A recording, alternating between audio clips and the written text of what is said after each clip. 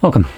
In front of me is a Blackview A200 Pro, and today I'll show you how we can copy contact from your SIM card to the device.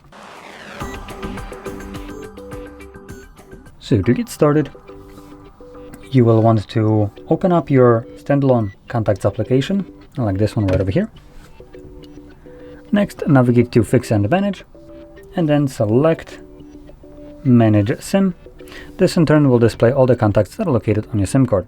Now for me, they are all grayed out, almost all, as they do exist on the Google account that the device is by default trying to import them to. But if I were to change this to the device, as you can see, they automatically become checked. I can also deselect ones that I don't want. And from there we can click on Import. This will import all selected contacts.